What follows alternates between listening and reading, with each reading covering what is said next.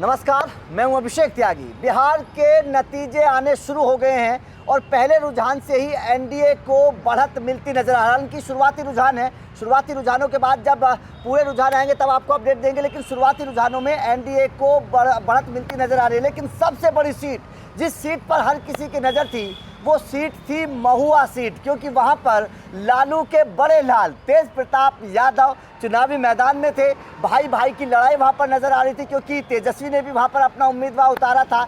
लेकिन सबसे बड़ा खेल जो वहां पर हुआ था, जिसकी बड़ी चर्चा हुई थी चुनाव से पहले, कि भाई साहब वहां पर बीजेपी ने अपना उम्मीदवार कोई नहीं उतारा था। उसके बाद में चर्चा चलने लगी थी कि बीजेपी शायद तेजस्वी को जिताना चाहती है। हालांकि चर्चा उस वक्त भी शुरू हुई जब वायु श्रेणी सुरक्षा तेजस्वी को दी गई, लेकिन वो अलग मैटर है। लेकिन इस वक्त चुनावी नतीजों पर चर्चा करेंगे। मेरे साथ मेरे सहयोगी मौजूद है। और नम्रता, जिस तरीके के चुनाव नतीजे आ रहे हैं या रुझान, पहले रुझान आ रहे हैं महुआ सीट से, खासतौर पर तेजस्वी के लिए किस तरीके के रुझान है?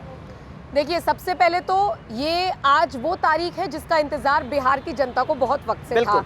बिहार के साथ साथ पूरे देश की जनता की नजरें, हम नोएडा से बैठकर सारी अपडेट्स आपको दे रहे हैं। सिर्फ महुआ सीट नहीं, बहुत सारी ऐसी सीट हैं जो हॉट सीट बनी हुई है बिहार में। हाँ। लेकिन इस वीडियो में हम तेज प्रताप की चर्चा इसलिए करेंगे क्योंकि शुरुआती रुझान जब आने शुरू हुए, मतलब जब बैलेट पेपर की काउंटिंग होनी शुरू हुई अभिषेक, उस वक्त हमने देखा कि तेज प्रताप वाली जो सीट है उसमें वो आगे बढ़ते हुए नजर आई, जेजेडी आगे बढ़ती हुई नजर आई। फिर हमने देखा कि कुछ देर के लिए वो पीछे हुए, यानी और जगह पर जब काउंटिंग हुई होगी। लेकिन जब हम देख रहे हैं कि ईवीएम की काउंटिंग शुरू हुई 9 बजे के आसपास, जब वहां के रुझान आने शुरू हुए तो पता लगा कि तेज प्रताप यादव आगे चल रहे हैं। अब ये रुझान नतीजों में तब्दील होंगे या नहीं, देखिए ये तो आने वाला वक्त बताएगा। अब से चंद घंटों का इंतजार कीजिए, तस्वीर आपके सामने पूरी तरीके से क्लियर हो जाएगी। लेकिन यहाँ पर बहुत सारी चीजें गौर करने वाली है। गौर करने वाली बात ये कि तेज प्रताप यादव को आप ये समझ लीजिए एक मौका मिला अपनी पार्टी से अलग होकर, अपने परिवार से अलग होकर, अपने आप को भुनाने का, अपने आप को साबित करने का। ये सीट अगर उनकी नहीं भी निकलती है ना अभिषेक, तो आप ये बात मानकर चलिए कि जिस तरीके से सिंपैथी उनके साथ गई, लोगों का प्यार गया, जिस पास्ट को लेकर पार्टी और परिवार से उनको निष्कासित किया गया, उस पास्ट की चर्चा इन चुनावों में नहीं हुई। यानी लोगों ने तेज प्रताप यादव को पसंद किया। तो भले ही वो जीते या ना जीते, उन्होंने खेला बहुत अच्छा। पहली चीज तो ये। दूसरी बात, जिनको डिप्टी सीएम का दावेदार बना दिया गया मुकेश सैनी, उनकी पार्टी रुझानों में 0 अब जब ये नतीजे आने शुरू होंगे तो ठीक है, चेंजेस होंगे। जब उनके इलाके के वोट खुलेंगे तो जाहिर सी बात है मल्ला समाज का वोट उधर जाएगा, सीटें निकलेंगी। लेकिन रुझानों में बिल्कुल 0 हो जाना शर्मनाक बात है उस पार्टी के लिए, वीआईपी के लिए। मतलब ये समझ लीजिए आपसे अच्छी तो जेजेडी रही, फिर यानी कि तेज प्रताप रहे, जिसका चेहरा उप मुख्यमंत्री है, उसके लिए अगर 0-0 है अभी तक रुझानों में। अभी तक जो तेज प्रताप के सामने उनके भाई हैं, और ये अगर उनके लिए इतना बड़ा झटका है कि अभी वो आगे नहीं है, तो जाहिर तौर पर आप अंदाजा लगाओ। देखिए नम्रता, यहाँ पर सवाल ये भी खड़ा होता है, क्योंकि बिहार के मुसलमान इस सवाल को उठा रहे थे कि भाई साहब हमें भी तो भागीदारी चाहिए ना। 18% हैं, हम तो 18% हमें भागीदारी नहीं मिली, और मुकेश सहनी को आप मुख्यमंत्री बना रहे हैं। तो इस बार के चुनाव नतीजे जो आ रहे हैं, ये क्या आने वाले भविष्य की एक राजनीति तय करेंगे नम्रता? बिल्कुल तय करेंगे। देखिए, बिहार की राजनीति हमेशा जातीय समीकरण पर रही है, लेकिन इस बार चूंकि हमारा फोकस इस वीडियो में हम तेज प्रताप पर ही कर रहे हैं, उनके साथ कौन कौन सी जातियां जाएंगी। भैया यादव तो बटे हुए हैं ना उस तरफ, तो वो इधर जाएंगे या नहीं जाएंगे, ये देखने वाली बात होगी। अच्छा, आप ये कह सकते हैं कि जो बहुत नोन फेसेस होते हैं उनको आसानी से वोट मिल जाते हैं। हम देख रहे हैं कि मैथिली ठाकुर आगे चल रही है, खेसारी शुरुआत में आगे चले, बाद में पेच फंस गया, वो अलग बात है।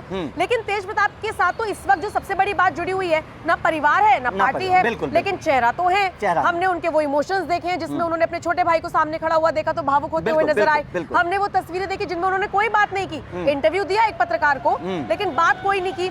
हमने उनको इमोशनल होते हुए देखा जिस वक्त वो नामांकन भरने के लिए गए, और ये अपने आप को साबित करने का मौका है जो तेज प्रताप यादव करते हुए नजर आए। महुआ सीट पर क्या खेल होगा, बिल्कुल आपने ठीक कहा, बीजेपी ने अपना कैंडिडेट नहीं उतारा, वहां पर एलजेपी के कैंडिडेट उतारे गए हैं। लेकिन देखने वाली बात होगी, अभी तो आगे पीछे खेल चल रहा है, 2-3 घंटे बाद तस्वीर क्लियर हो जाएगी। जीते या ना जीते, मैं एक ही बात कहूंगी, जीते या ना जीते, खेला बहुत अच्छा। बिल्कुल, खेला बहुत अच्छा है। और देखिए, ये चुनाव केवल एक जीत के लिए नहीं है, ये चुनाव तेजस्वी की साख की लड़ाई है, तेज प्रताप की साख की लड़ाई। क्योंकि बिहार में चुनाव से पहले जिस तरीके से दोनों भाइयों में बगावत दिखाई दी थी, मनमुटाव नजर आया था, उसके बाद अगर तेज प्रताप बड़ी जीत दर्ज करते हैं इस सीट से, तो कहीं ना कहीं आने वाले भविष्य के लिए बिहार की जनता को ये बता सकते हैं कि हाँ, मेरे में दम है, मेरी पार्टी में दम है और कुछ बड़ा कर सकते हैं। जो तेज प्रताप को लेकर कहा जा रहा था कि शायद शून्य हो जाएंगे, शायद उतनी ताकत नहीं दिखा पाएंगे। लेकिन चलते चलते एक सवाल मैं आपसे ये करना चाहता हूँ कि अगर तेज प्रताप यादव की बड़ी जीत यहाँ पर दर्ज होती है इस चुनाव में, तो क्या आपको आने वाले भविष्य के तौर पर उनकी पार्टी नजर आ रही है? क्योंकि ये बहुत बड़ी जीत होगी। नहीं, मुझे लगता है कि पार्टी का विस्तार करने के लिए तो उनको अभी बहुत मेहनत करनी होगी। आप जानते हैं शुरुआती रुझानों में पहले तो महुआ सीट से ये खुद आगे चले, उसके बाद ये थोड़ी देर के लिए पीछे हुए और कोई और सीट थी जहां से जेजेडी ने आगे बढ़त बनाई। तो बड़ा दिलचस्प मुकाबला हुआ कि कहां तो हम पीके 2 सीट, पीके 3 सीट जनसुराज पे जा रहे थे और यहाँ पे जेजेडी 2-3 सीटों पर मतलब हमें आगे बढ़त, बाद में वो हालांकि आगे पीछे हुए। तो मुझे लगता है कि पार्टी का विस्तार करने में तो उनको टाइम लगेगा।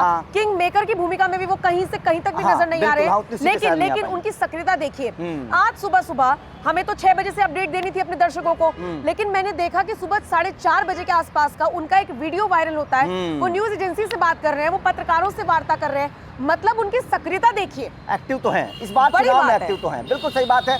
तो आपका इस खबर को लेकर क्या कहना है? बिहार के चुनावी नतीजे लगातार हम आप तक पहुंचाते रहेंगे, तो पल पल की अपडेट आपको न्यूज एक्सप्रेस पर मिलती रहेगी, क्योंकि बिहार के चुनावी नतीजे सुबह से आने शुरू हो गए और शाम तक जब तक फाइनल रिजल्ट नहीं आता है लगातार अपडेट अब आप लोगों तक पहुंचाते रहेंगे। लेकिन तेज प्रताप यादव चुनाव से पहले और चुनाव, क्योंकि आज वोटिंग रिजल्ट आ रहा है, इस वक्त आपको किस तरीके से नजर आ रहा है? आपका उनके कॉन्फिडेंस पर क्या कहना है? अगर उनकी ये सीट बड़े अंतर से वो जीतते हैं तो उनकी पार्टी को और उनकी छवि को, खुद की छवि को आप किस तरीके से देखते हैं? कमेंट करके अपनी राय जरूर दीजिएगा। जाते जाते तेज प्रताप यादव को सुन लीजिए, बिल्कुल, कि आज सुबह उनका जो लेटेस्ट स्टेटमेंट आया है उसमें वो कह क्या रहे हैं, और बाकी आपके हवाले खबर बताइएगा जरूर आपका क्या कुछ कहना है। बाकी सारी अपडेट्स के लिए न्यूज एक्सप्रेस के साथ बने रहिए। नमस्कार। आज हम लोगों के साथ सभी लोग महागठबंधन के सभी नेता साथ बैठे हैं।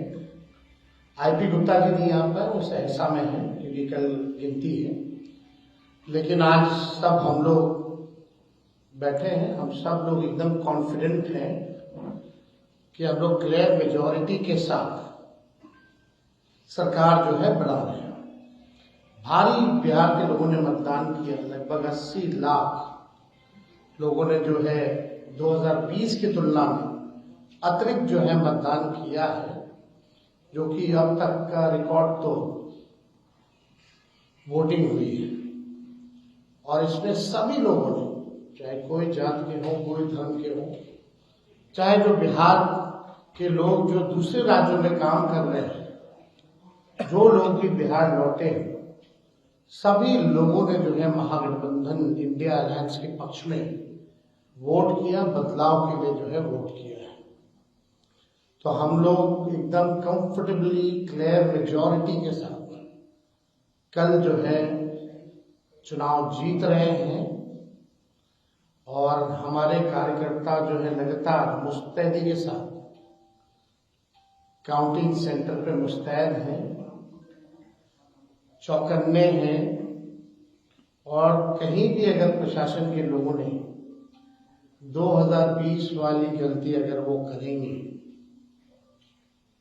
या कोई अपना लिमिट क्रॉस करेगा, गैर संवैधानिक काम करेगा, अन्याय करेगा, किसी के इशारे पे अगर कोई अधिकारी अगर काम करेंगे, तो जनता एक पांव पे खड़ी है, करारा जवाब जो है जनता देगी।